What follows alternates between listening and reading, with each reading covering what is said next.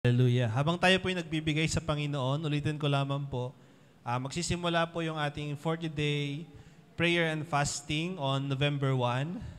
So, starting November 1, magbilang po tayo ng 40 days. Yun po yung gaano kahaba yung ating prayer and fasting. Actually, ito pong fasting natin is medyo na late kasi before feast pa sana ito nasimulan. Kaso nung nagbilang po kami ng days, masasagasaan yung Feast of Tabernacles natin. So parang hindi naman okay na nagfa-fasting tapos may feast, di ba? So after ng feast, so magkakaroon tayo ng prayer and fasting. And on November 1, Friday, this Friday na, magkakaroon tayo ng general gathering for the prayer and fasting dito po sa church. So sa mga gustong mag-attend, sa mga may time, we encourage you to attend. And every Wednesday, after that will be the Harp and Bowl kung saan magtitipon-tipon ulit po yung mga prayer warriors natin kung in-encourage ko rin po kayong mag-attend during those days. Okay, hallelujah. And so today, as we go to the Word of God, itutuloy po natin yung ating series on removing the yeast of the Pharisees. Okay, so this topic, ito na po yung pangatlo doon po sa series natin. So, maalala po ba natin yung first? Ano po yung first topic natin sa removing the yeast? That is the yeast of unbelief. Okay, the yeast of unbelief. And then second is the yeast of unloving. Okay, so sa mga hindi po nakapanood ng mga previous series, previous topics natin, available po ito sa YouTube. So, naka-upload po lahat ito sa YouTube. At it is free para po ating i-review, panoorin ulit, so that we can understand more. Kasi ito pong pag-aaralan natin is connected po doon sa mga nakaraang mga topics natin. So the title of today's topic is Removing the Yeast of the Pharisees, a Lively Faith that Surpasses Deadening Tradition. So ito po yung yeast of deadening tradition na meron po sa atin. Okay?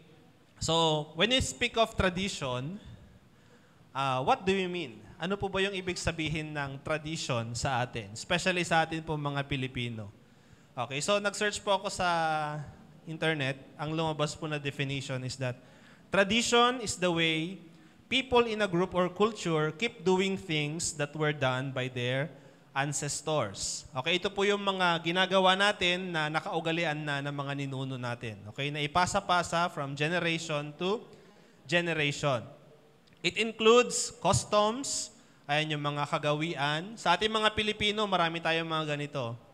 Okay, yung mga pagmamano sa mga nakatatanda, mga ganyan. So yung mga sample po ng customs, mga beliefs. Ayan, mga pamahiin, mga superstitious belief. And the ways of celebrating which are passed down over time. Kasama rin po yung mga family recipes. Kung meron mga specialties po yung mga mothers natin, yung mga grandmothers natin na luto, okay, pinapasa yan generation to generation. Holiday celebrations, fiesta, and even stories. So ito po yung mga paniniwala, mga kagawian na naipapamana po sa atin ng ating mga ninuno. And sabi ko nga as Filipinos, we are very rich in culture and tradition. Amen po ba? Sabihin mo nga sa katabi mo, we are very rich in culture and tradition.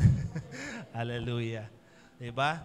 So, I will give you some examples. Ano ba yung mga, I think it is good and wonderful traditions na meron po tayo mga Pilipino. First is that yung pamamanhikan. Okay? Yung mga pag may nagpa siyang mag-asawa, namamanhikan yung lalaki doon sa bahay ng, doon sa side ng babae. Yung pagmamano, showing respect to our elders. And yung, ano pa ba? Paghaharana, mga ganyan. Mga traditions and customs ng mga Pilipino. And, aminin man natin o sa hindi, there are also traditions that sometimes it questions our faith in God. Okay? Especially yung mga superstitious belief natin mga Pilipino. So, sample nito, bawal magwalis kapag gabi. Ayan. Kasi, lalabas nyo yung swerte. Mawawalis mo daw yung swerte, ganyan. Another one is, Yung pag nangangati na yung palad mo, ayan. Ibig sabihin, may darating na pera yan. Ayan. So, yung mga, ano pa ba? Pag pumunta tayo sa ilog, for example, nag-aalay tayo ng mga pagkain, ayan, para iwas disgrasya, ayan, iwas lunod, para, ano bang tawag doon kasi? Basta nag-aatang, para hindi tayo anuhin ng mga spirito doon. Parang ganun yung point kasi noon. So, sometimes it makes us question yung faith natin as Christians. Okay, because we live by faith, and ang lahat ng blessings na natatanggap natin, we acknowledge it that it is from the Lord. Amen po ba? Lahat ng mga promotion, lahat ng mga provisions, lahat ng kagalingan, protection, safety, and all, we declare it that it is from God. But when it comes to traditions at mga pamahiin, ang hirap po siyang ihiwalay doon sa buhay natin as Christians because nakaugalian na nga. Okay, kapag hindi ka sumunod, mapapagalitan ka. Ayan. So, pag nagwalis ka paggabi, ayan, pagalitan ka ng nanay mo or kung sino man. Kapag nagbayad ka daw ng utang mo kapag gabi, ganyan. So, maraming mga bawal. And karamihan sa mga ito, sa mga pamahiin is sinusunod natin to bring us luck, yung swerte na tinatawag natin. So, as Christians, I believe, we must not believe in luck or yung swerte na tinatawag. Because, sabi ko nga, we live by the grace and mercy of our God. Amen po ba? So today, pag-aaralan po natin ang mga ito at i-relate po natin dito sa isang kwento in the Bible, especially in the book of Mark. So, siguro ngayon, noon, nung hindi pa tayo Kristiyano, we practice some of these traditions. Okay? And beliefs without even knowing their significance. Ano ba yung meaning? Okay, saan ba nanggaling ito? Itong tradition na ito. Parang hindi siya ma-explain logically, pero ginagawa pa rin natin. So, something that we must ask ourselves now, today, na naririto, nakikinig, are these traditions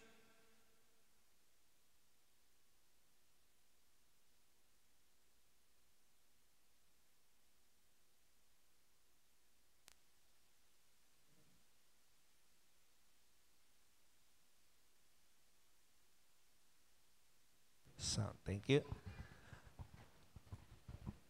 Okay, some things that we must ask ourselves today is that are these traditions and beliefs helping us draw closer to the heart of God? Or is it the opposite? Okay, itong mga tradition ba na ito nakakatulong para mapalapit ka sa Panginoon or para mas mapalayo ka pa sa Panginoon?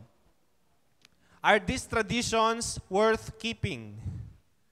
Okay, tanongin po natin sa mga sarili natin ito ngayon. Are these traditions worth keeping? Especially paparating na po ang undas. Ayan. Napakarami pong mga pamahiin, mga traditions pagdating sa araw ng mga patay. Because if we do not discern this with understanding and guidance from the Lord, these traditions and beliefs will put our faith in God into question. So as Christians, we declare, Lord, you are our protection. You will provide for our needs. But sometimes we rely on fortune-telling, mga nanghuhula. Hulaan mo nga ako. Basahin mo nga yung palm ko. Suswertihin ba ako bukas? Uy, Gemini ako. Ang isusuot ko bukas ay kulay red. Kasi swerte daw. Okay? So kasali po ito lahat sa mga tradition na naipamana sa atin. Even it is considered even divination na tinatawag. Yung mga panghuhula. Okay? So, malalaman po natin na ngayon that these are all traditions that makes us question our faith in God. It takes away our trust, our complete trust na tayo ay pagpapalain ng Panginoon. Kasi sinasabi mo, I declare, the Lord will bless me. Tapos magtatanong ka sa iba, will I be blessed tomorrow? Parang ganun kasi yung point nung ating mga traditions at mga pamahiin minsan. So, this church, our church, 6-on-1 Church, is, are we a traditional church? Sa 6-on-1, sa tingin nyo po. Are we a traditional church? Are we a denominational church or are we a charismatic church?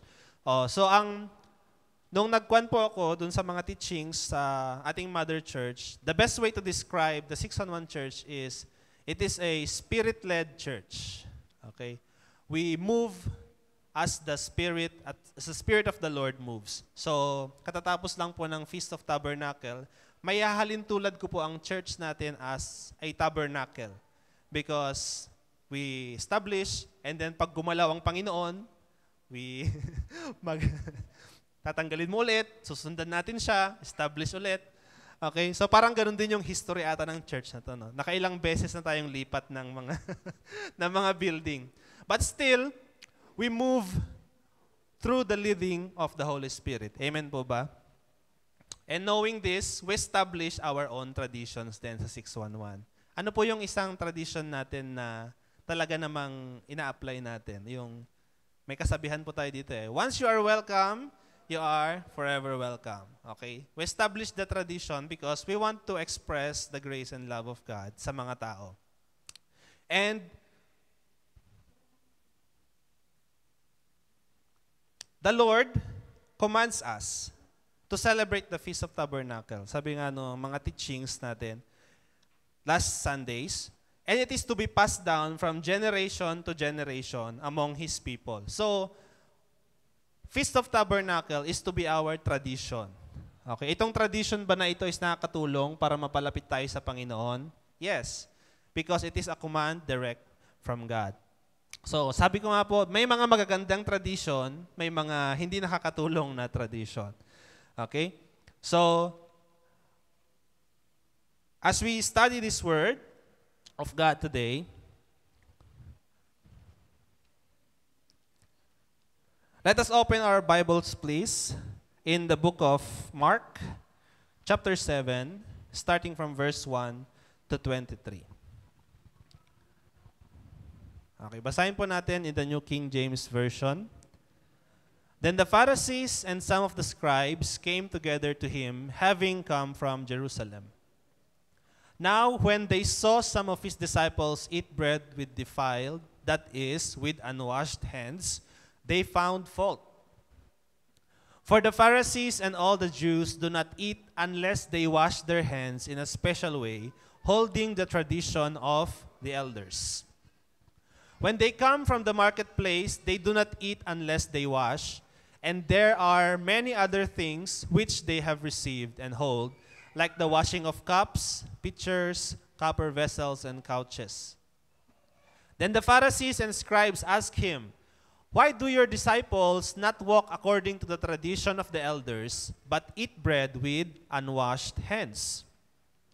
He answered and said to them, "Well did Isaiah prophesy of you hypocrites, as it is written, 'This people honors me with their lips, but their heart is far from me.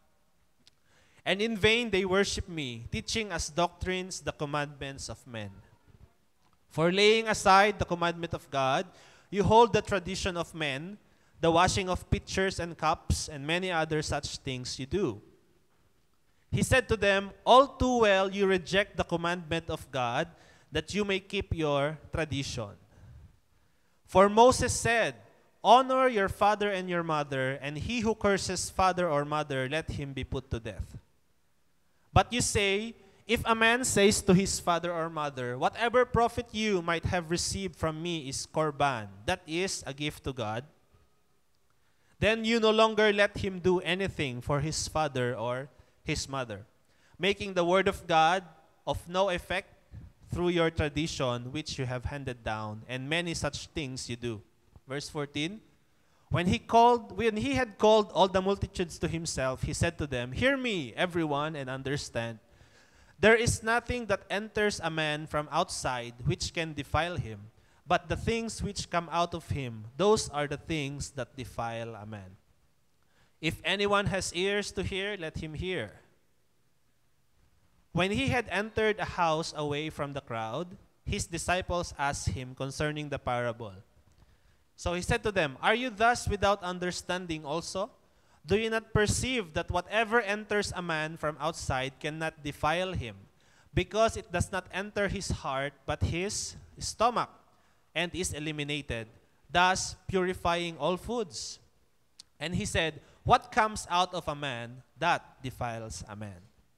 For from within, out of the heart of man, proceed evil thoughts, adulteries, fornications, murders, thefts, covetousness, wickedness, deceit, lewdness, an evil eye, blasphemy, pride, foolishness. All these evil things come from within and defile. Amen.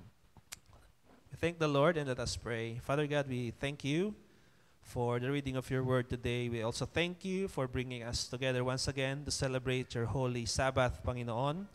Father God, as we study this word, Lord, give us the Holy Spirit to discern, Lord God, the yeast of these traditions, Panginoon, na namumuo sa aming puso. Lord God, we pray that you give us the understanding and enlighten us, O God. Ano ba yung mga dapat naming ma-receive at tanggalin sa aming mga puso ngayong araw na ito, Lord God. So, Lord, we ask for your Holy Spirit to continue to fill us and to speak to us, Panginoon, every step of the way. Lord God, we thank you and we bless you. In Jesus' name we pray. Amen. Removing the yeast of the Pharisees. A lively faith that surpasses deadening tradition. So, ang yeast po na ito is the yeast of tradition. So, yeast of unbelief, yeast of unloving. Now we have the yeast of tradition. And mind you, brothers and sisters, sabi ko nga, not all traditions are bad. Okay? May mga tradition lang na talagang it put our faith to God in question. So point number 1 in this topic is, real piety is returning to God's commandments. Sa nabasa po natin kanina sa Mark chapter 7, si Jesus at kanyang mga disciples, palagi silang sinusundan ng mga Pharisees at mga scribes. Pansin po ba natin, kung saan sila nagtuturo, andun palagi yung mga Pharisees and the scribes. So they are always under monitoring, kumbaga. Palaging nandyan yung nagmo-monitor sa'yo. Anong feeling kapag yung boss mo palaging nandyan? Ano? Parang hindi ka makapagtrabaho ng maayos. Okay? Pero itong mga Pharisees kasi, they do not evaluate Jesus fairly. Okay, they are very unfair sa kanila pong evaluation sa kanya because ang habol lang nila is maghanap ng mali. Okay? They always trying to find fault. So, kung babasahin po natin the previous chapters in Mark, ito na po yung pangalawang group of Pharisees na pumuntang mag-evaluate kay Jesus at kanyang ministry. So, siguro nabalitaan na nila sa mga naunang delegate na si Jesus ganito, ganyan. Pinagchismisan na si Jesus. So, I believe that they already made up their mind about Jesus and looking for something na i-confirm lang yung opinion nila. So, una pa lang, they already judged him na he is not worthy. And to be fair also sa mga Pharisees, alam naman natin that they are the teachers of the law. Amen po ba? Sila po yung mga leaders, spiritual leaders ng Israel, and they have every right. It is their duty to protect Israel from false prophets and even false messiah siguro. They did not evaluate Jesus against the measure of God's word. Doon po sila nagkamali. It is their duty, however, they did not evaluate Jesus against the measure of God's word, but against the measure of their religious traditions. Okay? Hindi po sa pamamagitan ng salita ng Panginoon, kundi under the religious tradition. Hindi ka sumusunod sa tradition. Okay? Hindi ka sugo ng Panginoon. Parang ganun kasi yung point. So, throughout the ministry of Jesus, they are constantly monitored by the Pharisees. Okay. So, ano po yung naging issue dito po sa ating binasa kanina? Balikan naman po natin yung Mark chapter 7. Verse 3.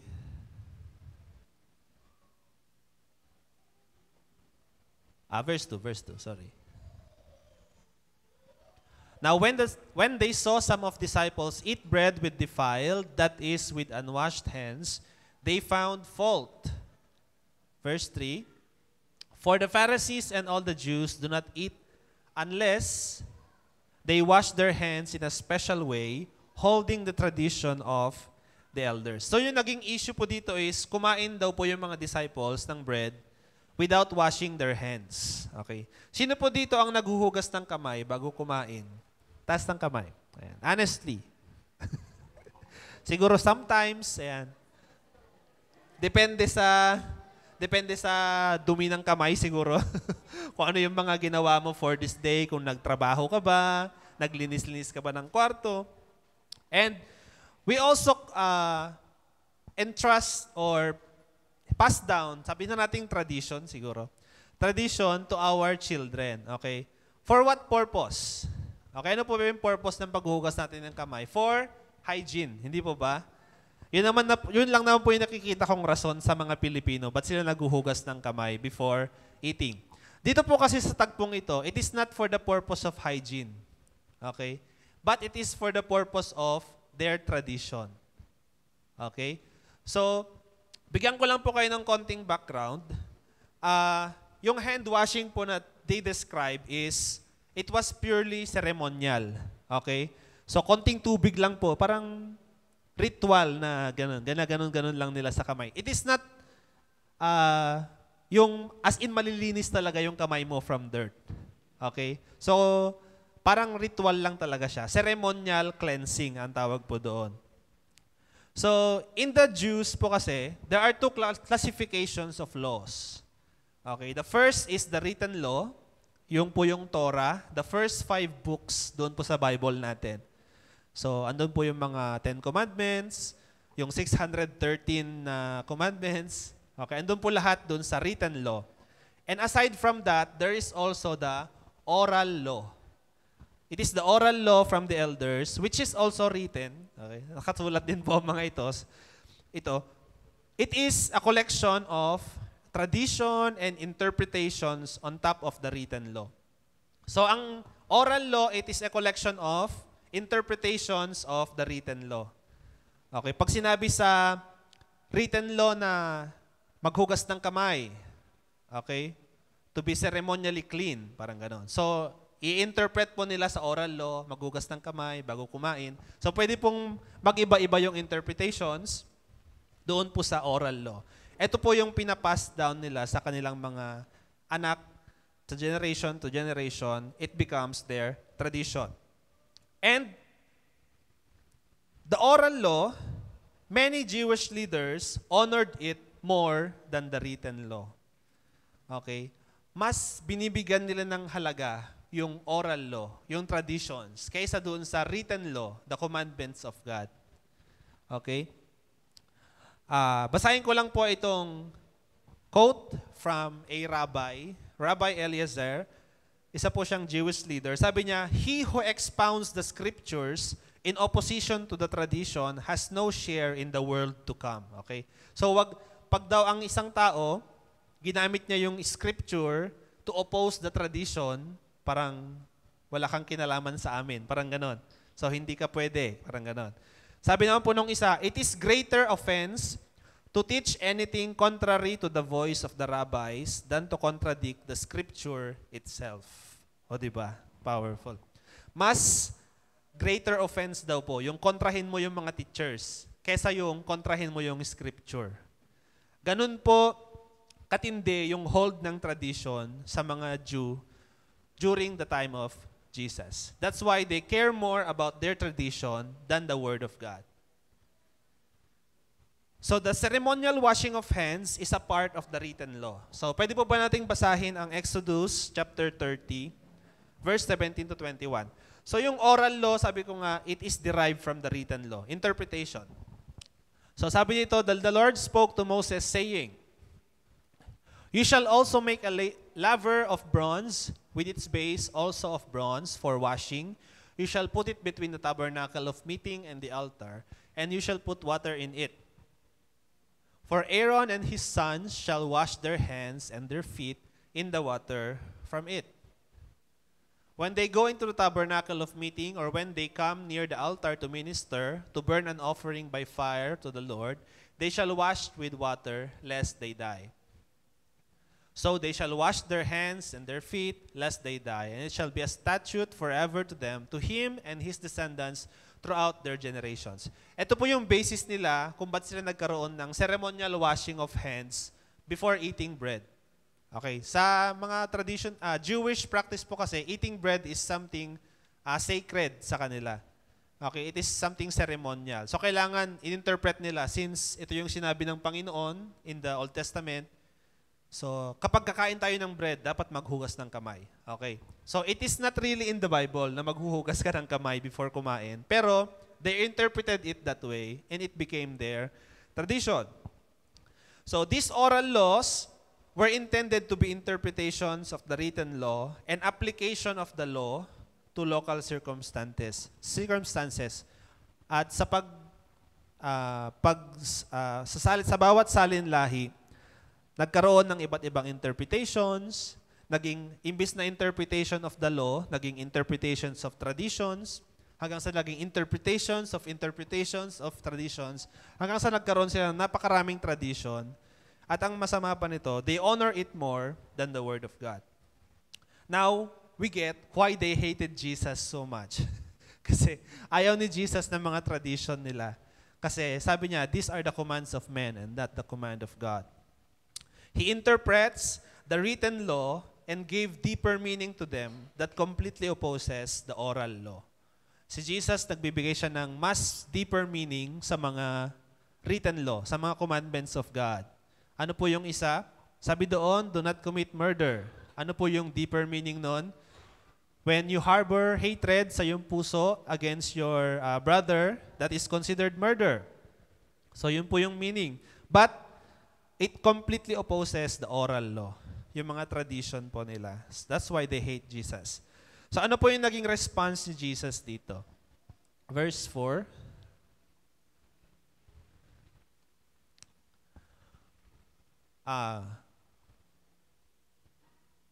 Next. Verse 5. Then the Pharisees and scribes asked him, why do your disciples not walk according to the tradition of the elders, but eat bread with unwashed hands? Verse 6.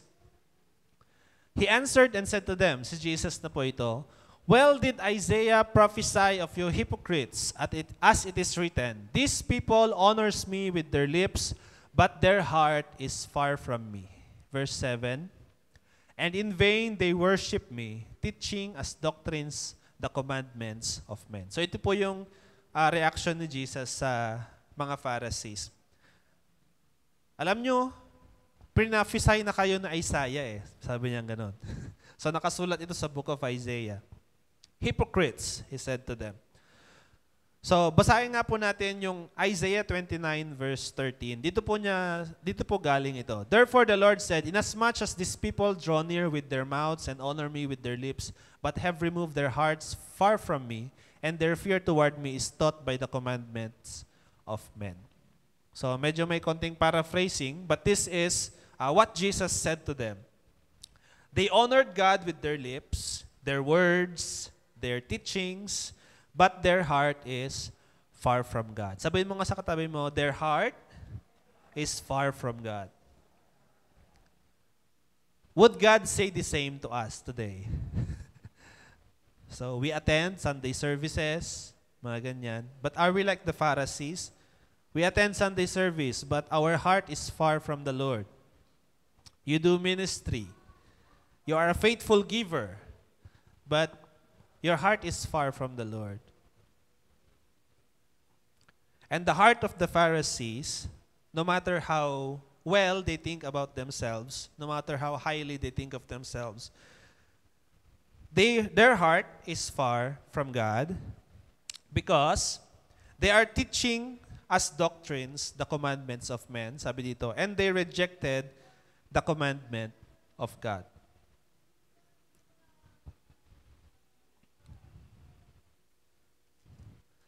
In verse 9, sabi po dito, he said to them, all too well you reject the commandment of God, that you may keep your tradition.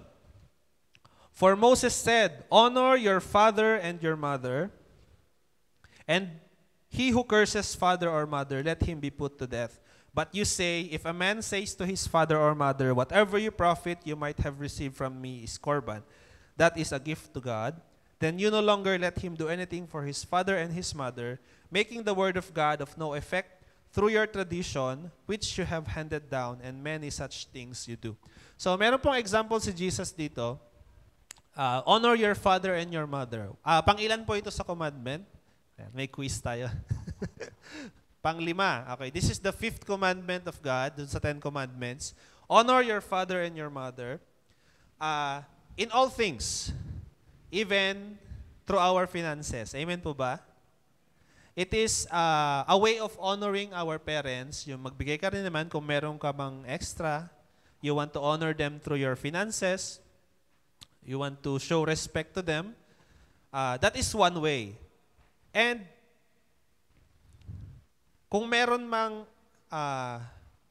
doon po kasi nung mga time na yan, meron po silang tradition, the oral law, na you can declare a piece of asset, yung ari-arian mo o yung pera mo, pwede mong i-declare na korban, sabi po doon. Ano pong ibig sabihin noon? It is a gift to God. Okay, so itong bahay ko, that is korban. Okay, so ibig sabihin, gift to God. Offering ko na yan sa Panginoon. So ano mangyayari? They encourage the people to declare their assets as gift to God para hindi na ma-bless yung mga father and mothers nila. So, naging loophole po ito doon sa commandment. Parang ganon. So, kung ikaw yung taong ayaw mong bigyan ng pera yung mama mo, pero ayaw mong i-break yung honor the father and mother, you declare it as korban. Kasi, it is our oral law. Okay? You will be considered as religious. Ayan. Very righteous. Wow. Very helpful giver. Cheerful giver. Ganon. So, naging way po ito ng mga Pharisees para, syempre, para mapayaman din yung kanilang mga bulsa kasi it is an offering. And napapawalang bisa na po yung command ng Panginoon to honor the father and the mother. Because once that the children do not want to honor their father and mother through their wealth, they just declare it as korban or gift to God. That's why Jesus called them hypocrites.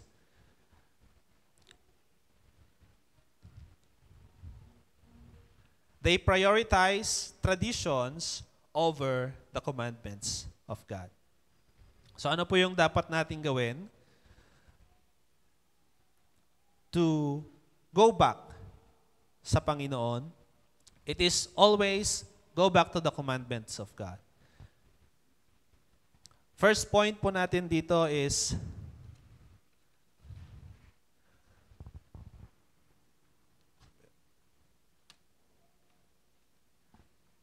real piety is returning to God's commandments. Sabi po dito.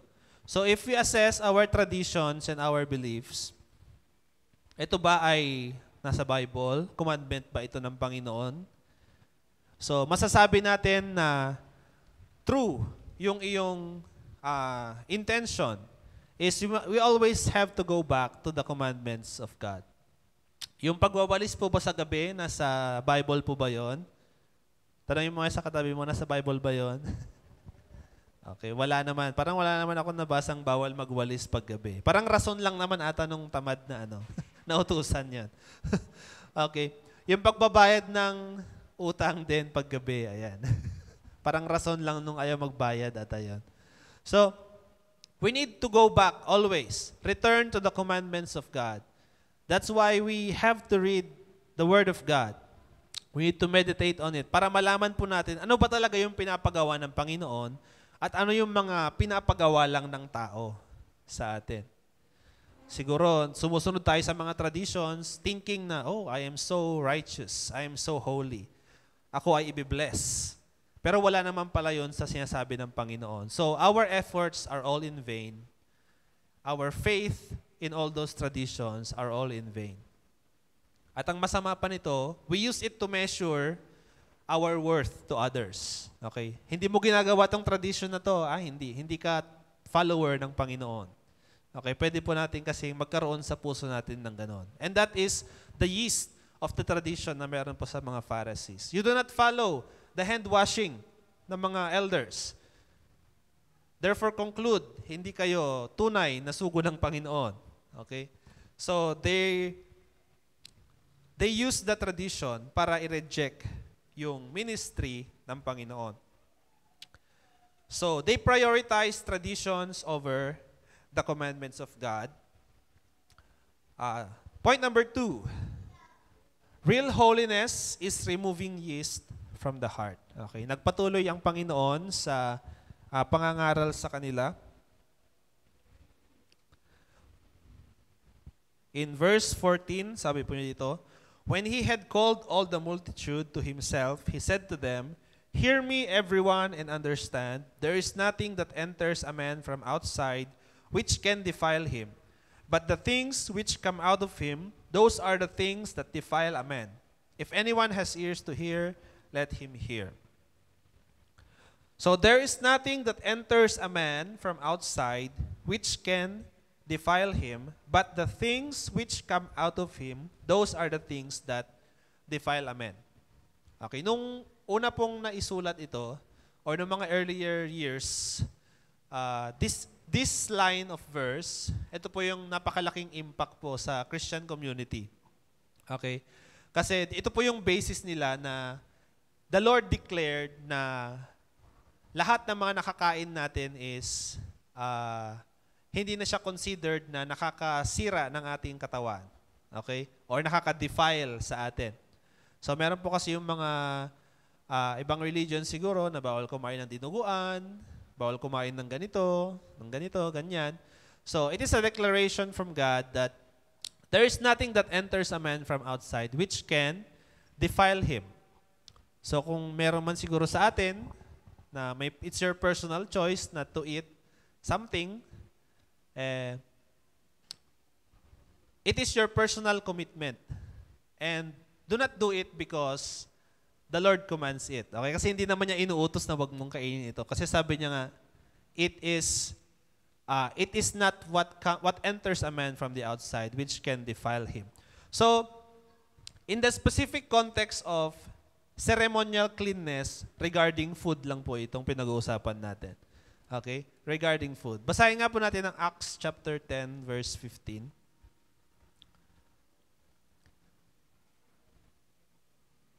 Ito po, nangusap ang Panginoon kay Peter, and a voice spoke to him again the second time, "What God has cleansed, you must not call common." Sabi po dito.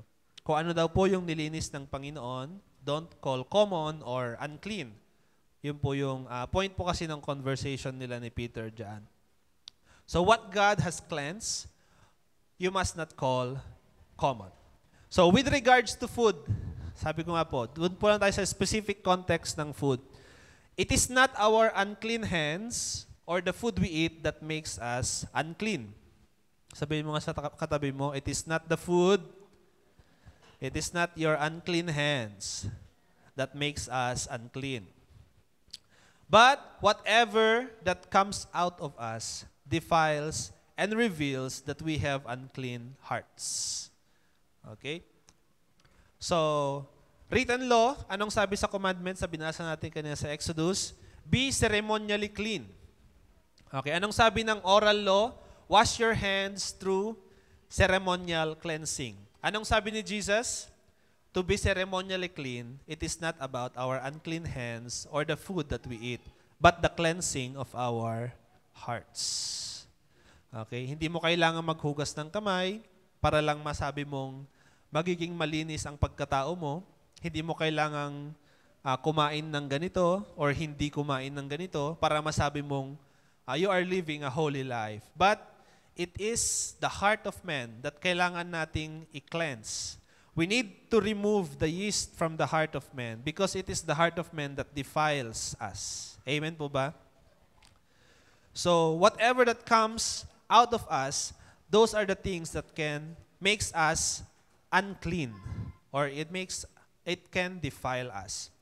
So God is more concerned with what comes out of us than what goes into us. This is especially true when it comes to foods and traditions and rituals. Okay? So, in verse 18, tinuloy niya po ito. So he said to them, "Are you thus without understanding also? Do you not perceive that whatever enters a man from outside cannot defile him, because it does not enter his heart, but his stomach, and is eliminated, thus purifying all foods? And he said, what comes out of a man that defiles a man? For from within, out of the hearts of men, proceed, ano daw po ito? Evil thoughts, adulteries, fornications, murders, thefts, covetousness, wickedness, deceit, lewdness, an evil eye, blasphemy, pride, foolishness. So ilan lamang ito sa mga bagay na it can come out of the heart of men and it can defile us to make us ceremonially unclean. Okay? So sabihin mo nga sa katabi mo, be careful of your heart. Be careful with your heart. Okay, dahil sa puso po ng tao, dito po, ito po yung batayan kung tayo po ay considered unclean before the Lord. Okay? So let us remember, it is not the food we eat, it is not the unclean hands na meron tayo, but it is the heart of man. Of course, for hygiene purposes, sabi ko nga po, maghugas ng kamay. Okay, but for ceremonially clean purposes, hindi po ito yung batayan ng Panginoon, but it is the heart. That is the standard of God. So, last point na po tayo. Ayan, point number 3. Lively faith is following the Holy Spirit. Sabi ko nga po kanina, this church is a Spirit-led church. Wherever the Lord tells us to go, we go. Kung sabi niyang move, we move. Just like the Israelites during those times in the wilderness, they are guided by a cloud by day and a pillar of fire by night. Pag gumalaw po yung cloud, ibig sabihin, gagalaw na rin sila. Okay? Kakalasin na nila lahat ng mga tabernacle nila, susundan nila yung cloud, tapos magtatayo ulit. Okay, so ganun po tayo.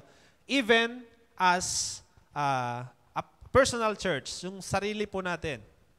Okay, wherever the Spirit may lead us, whatever the Spirit of God commands us to do, doon po, yun po yung susundin natin. Okay, not by the standard of tradition, or not by the standard of any beliefs na ipinapapana po sa atin, but by the standard of God.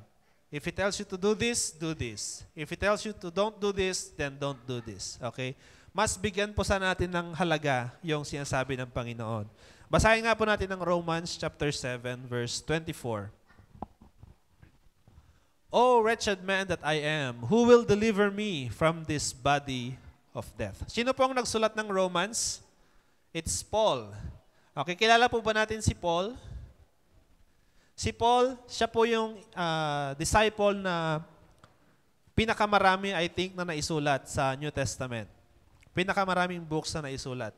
So Paul, in this verse, out of desperation, call out to God, realizing that he could not please God through the law or through all the traditions na meron siya. Na-realize niya na, oh, wretched man that I am, sino nang magliligtas sa akin? Who will deliver me from this body of death? Because he realizes the traditions and the law cannot save him, cannot cleanse him of his sin. So Paul, the background of Paul is, he is from a Jewish family with a Roman citizenship. So, Jewish family na may Roman citizenship. So, medyo mataas yung rango niya noong mga panahong yon. And he is a trained Pharisee. Si Paul is a Pharisee. Okay? So, nag-isip po tayo, si Paul talaga ba? Pharisee ito. Parang hindi naman ganun yung mga Pharisee noon. Okay? But Paul is a trained Pharisee which fueled his initial persecution of Christians. Bago pa si Paul ay naging Paul, isa po siya sa mga nangunguna sa pagpe-persecute ng mga Christians. Okay, siya po yung mga nanghahunting sa kanila. Ayan, because of his authority, meron siyang Roman citizenship. He has power and authority na gawin ang mga ito. At isa siya sa mga nagpe-persecute sa mga Christians until on the road to Damascus, he came face to face with the resurrected Christ in a vision. And This encounter eventually led him to be one of the most dedicated disciples. Okay? So, hindi po lahat ng mga Fariseyo ay kumabig, kumaliwa. Okay? Because Paul, nung siya po ay nakitang face-to-face sa Panginoon, he has a choice to make. Okay? Ano po yung choice? Follow God or deny God. Yun lang naman po yung kwan natin eh. So, Paul came face-to-face with his traditions also and with his legalism. So sa atin po ba, ano po ba yung mga traditions na sa tingin natin ay sasabihin ng Panginoon na i-let go natin ngayong araw na to? Ano po kaya yung magiging decision natin? Will we be like Paul, that we will follow God? Or we will be like the other Pharisees, that we will deny it? We will honor our traditions more than the commandment of God. It's either we deny our wretchedness and become self-righteous Pharisees, or we despair because of our wretchedness and give up our traditions and start following God. So ito po yung choice natin. So realizing his powerlessness and sinfulness, Paul said dito, "Who will deliver me?" Not because he lost all hope, but for his desire for deliverance. Sometimes we come to this place, brothers and sisters, we come to a kind of desperation to find deliverance and victory. Lord, sino nang magliligtas sa akin? Lord, ano na ang gagawin ko? Okay? Lahat pala ng mga tradition na pinagagawa ko, wala naman palang kabuluhan. Ano ba dapat kong sundin? So, we can make a decision today to cast away the yeast of tradition from our hearts. Amen? And basahin din po natin ang John chapter 16 verse 5 to 8. Dito na po tayo mag-end. But now I go away to him who sent me. Si Jesus po ito, And none of you asks me, where are you going? But because I have said these things to you, sorrow has filled your heart. Nevertheless, I tell you the truth. It is to your advantage that I go away. For if I do not go away, the Helper will not come to you. But if I depart, I will send him to you. And when he has come, he will convict the world of sin and of righteousness and of judgment. Sino po yung Helper na tinutukoy dito? It is the Holy Spirit. Sabi ng Panginoon, unless I go away, the Helper will not come. Unless Jesus is glorified at ascended sa langit, hindi po bababa ang Holy Spirit. Kaya po, nag-ano rin ako noon na. Kaya pala kapag gino-glorify natin si Jesus sa mga praises and worship natin, ay talagang bumababa ang Espiritu ng Panginoon. And sabi niya po dito, it is more beneficial for you na aalis ako. Kasi mas marami kayong magagawa kapag kasama niyo yung Holy Spirit. Okay? Because their ministry, hindi na lang siya contained doon sa lugar na yon, but the Holy Spirit is everywhere. Amen po ba? The Holy Spirit of God is the God who is at work today in our generation. So, Jesus, nasa langit na siya. The Father is also nasa langit siya. And the Spirit of God, the Holy Spirit, is at work now, today. At wherever the Spirit takes us, whatever the Spirit commands us to do, that is what we have to do. To have that lively faith na sinasabi po sa topic natin. A lively faith that will surpass our deadening tradition. So sa akin po noon, sa tingin ko sa akin, wala naman ako masyadong tradition. Nung naging Christian na ako. Christians.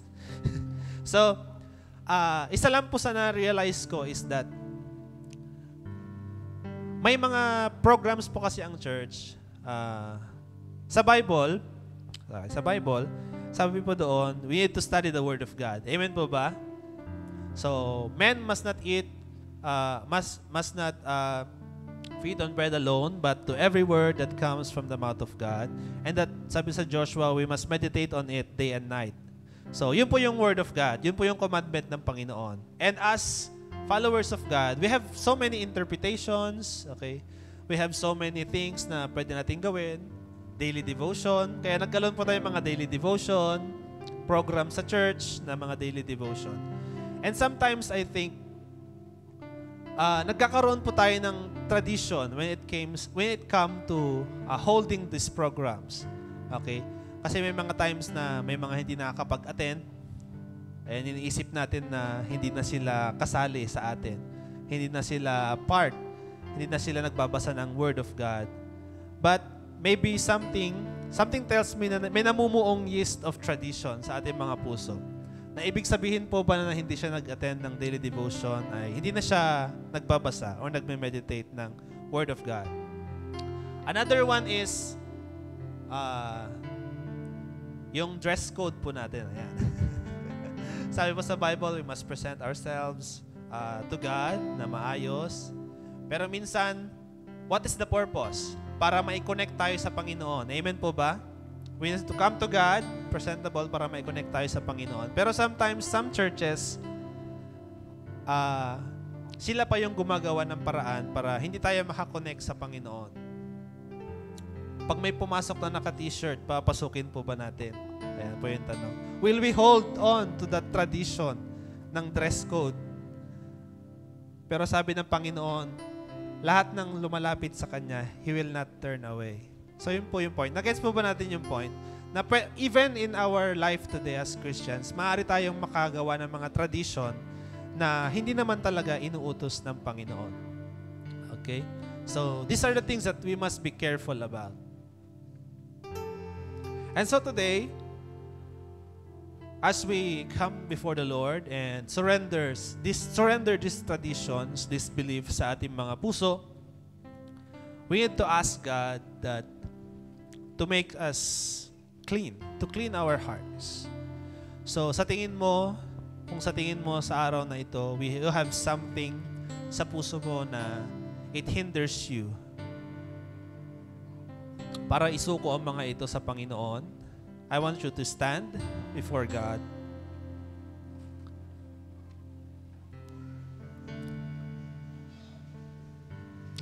And I want you to ask the Holy Spirit to speak to you today.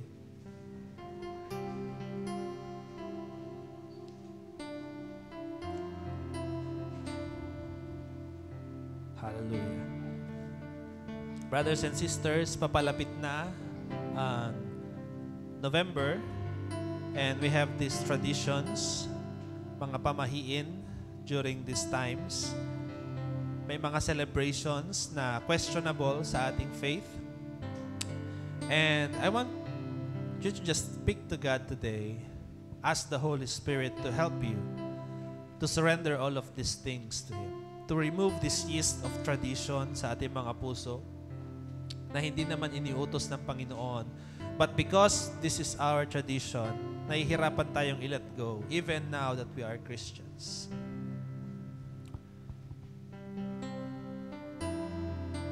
Father God, search our heart today. Search our hearts. These traditions, O Lord, these beliefs, Panginoon, sa aming mga puso ay naitanim mula pa sa aming pagkabata, Lord God. Father, we come from different backgrounds, Lord. We come from different families, different cultures, oh God. But Lord, from the moment na nakilala ka namin, Panginoon, we know and we declare, Panginoon, that some of these traditions, Lord God, contradicts, Panginoon, your promises and your love, Panginoon, na ipinaparanas mo sa amin. It contradicts the very word, Panginoon, na natatanggap namin sa iyo. So, Father God, today we want to ask, Lord, help us remove this yeast of tradition sa aming pong mga puso, Lord God. Especially for the traditions na hindi naman talaga nakakatulong sa relationship namin sa iyo, Lord God. These traditions, Lord, that causes us to move away from your presence, oh God. These traditions, Lord, that questions our faith in you. Father God, tanggalin mo po sa aming mga puso ngayong araw na ito ang mga pamahiin, Panginoon, so that, Lord God, we can commit fully to your commandments, O God. To your commandments, Panginoon. So as we sing this song to God today, as we ask for a pure heart to God, from God, ask God with conviction and with that desire na ibibigay niya sa'yo kung ano yung hinihiling mo. That this pure heart will help us. This is what we long for. Because we want to please God. I know we have so many traditions na we do thinking that we are pleasing God. May mga bagay tayong ginagawa na sa tingin natin ay natutuwa ang Panginoon sa atin. But sometimes these traditions, these things that we do, ito pa yung rason na nasisira yung mga relationship natin sa ating families, nasisira yung relationship natin sa ating mga kapwa-believer, and even our relationship to God. Now, these are the things na kailangan nating i-let go today. We need to let go of our legalism, and we need to embrace the commandment of God. Hallelujah.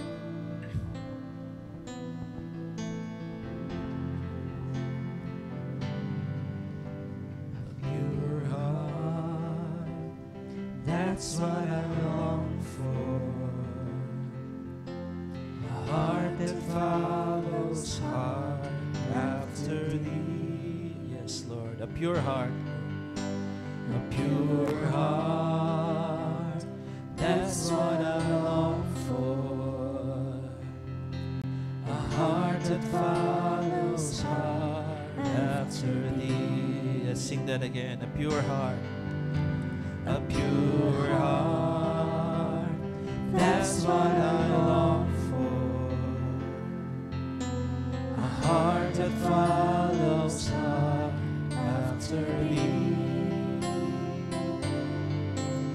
A pure heart, that's what I long for. A heart that follows hard after thee. Let's sing that again. And may it be a love song to our God. Yes, a pure heart, God. That's what we long for today, oh God. A heart that follows hard after thee.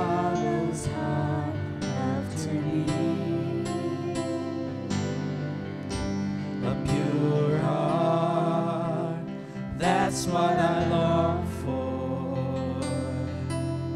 A heart that follows hard after thee. A heart that hides your word. A heart that hides your word, so that sin may not come in. A heart that's undivided, but one you rule and reign. A heart that beats compassion, that pleases you, my Lord. A sweet aroma of worship that rises to your throne. Sing to God, a heart that hides your word, so that sin may not come in. A heart that's undivided, but one you rule and reign. A heart that beats compassion, that pleases you, my Lord.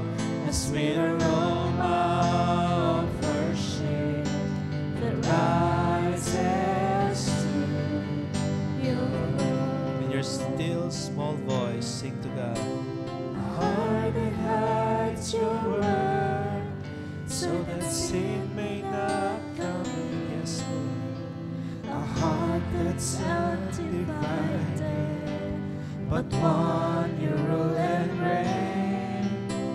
A heart that beats compassion and pleases you, my Lord. A sweet aroma of worship that rises to We want a heart, Panginoon, that hides your word, Lord God, so that sin may not come in, Lord. Panginoon, we want to keep your words, your commandments sa amin po mga puso, Lord, so that it will not defile us. This deceitful heart will not defile us, Panginoon. Lord God, help us seal the words, Panginoon, na natanggap namin ngayong araw na ito sa amin pong mga puso, Lord. At sana, Panginoon, maisabuhay namin, Lord, the very words na amin pong natanggap at natatanggap sa iyo araw-araw. And a heart, Panginoon, that's undivided, Lord God, but one you rule and reign. It is not divided by our belief, our faith in you, and our belief in our traditions, Panginoon. Let it not be so, Lord God. May you and you alone reign, Panginoon, sa aming mga puso. Lord God, tulungan mo kami na iwaksi, Lord God, these beliefs, these traditions, Panginoon, that divides our hearts, Panginoon, that divides our faith in you, Lord God. May our faith in you to be in you alone, Panginoon. May the provisions, Panginoon, na hihingi namin, Lord God, may our trust, Lord God, be fully unto you, Panginoon. Give us this heart, Panginoon, that's undivided, Lord God, and a heart also of compassion, Lord God, not the heart of legalism, Panginoon. A heart that beats compassion, Lord God, that beats love, oh God. Because we believe, Lord God, that love is the greatest commandment, Panginoon, na binigay mo sa amin. Love is the greatest commandment, oh God, to love you and to love other people, oh God. So, Lord God, we ask you of this heart, Panginoon. May you give us this heart, oh God.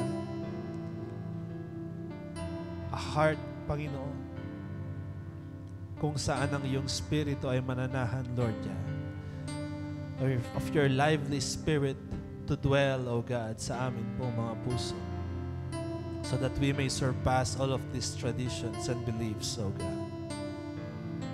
Hallelujah. Let's sing to God once more. A heart. A heart that hides your word, so that sin may not come in. A heart that's undivided, but one you rule and reign. A heart that beats compassion, that pleases you, my Lord. A sweet aroma of worship that rises to.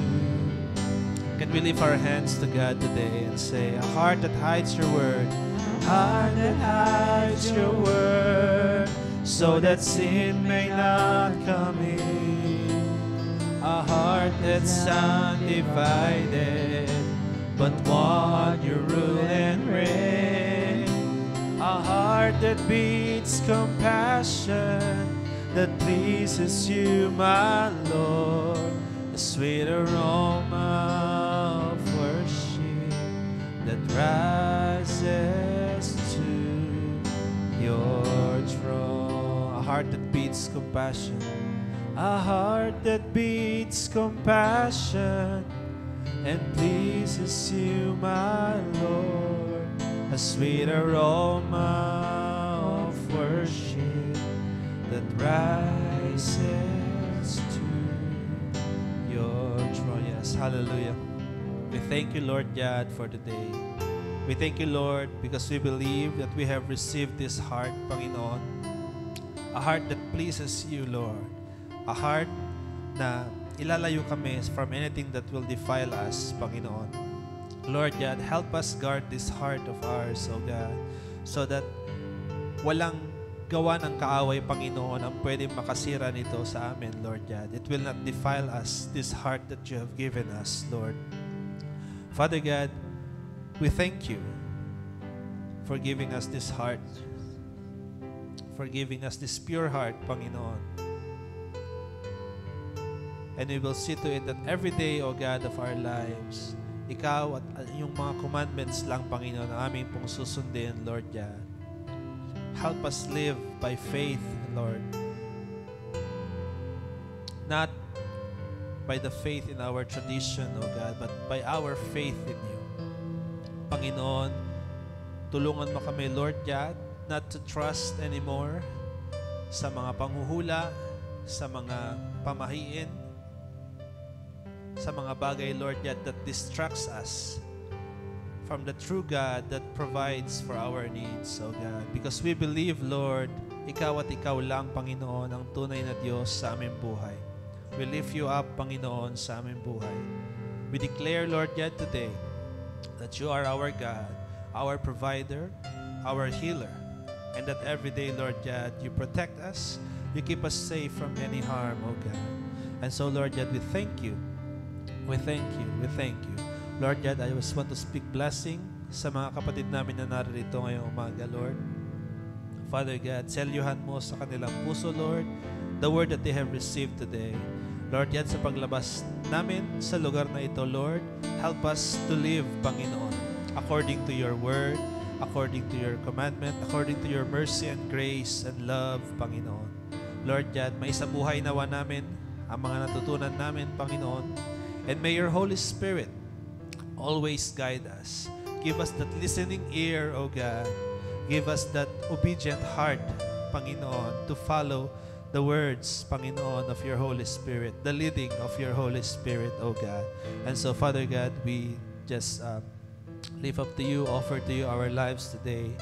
Sa iyo na, Panginoon, sa iyong mga palad, Panginoon, aming ipinagkakatiwala, Lord God, ang aming buhay, Lord. And so, we thank you. Give us a wonderful time for the rest of this day, Lord God. Katagpuin po kami for the rest of this Sabbath, Panginoon. And may your presence be continually be to us, maging sa amin pong pag-uwi sa kaming kanya-kanyang tahanan, Lord. May your presence be to every family, to every believer, to every heart, Panginoon, na naririto, presenting themselves to you today. So we thank you and we bless you. In Jesus' name, this all we pray. Amen and amen. Hallelujah. So, reminder lang po before tayo umuwi. On Friday, again, magkakaroon tayo ng meeting sa church. Kung sino po yung mga available, you can join us para sa first day ng ating pong prayer and fasting. So, ipopost po namin sa Facebook ano po yung mga ipagpipray natin. Ayan. And every day magkakaroon tayo ng verses. Daily verses. The verses of the day. Okay, I believe that a church that fasts together stays together. Amen. So, see you again next Sunday. Ingat po.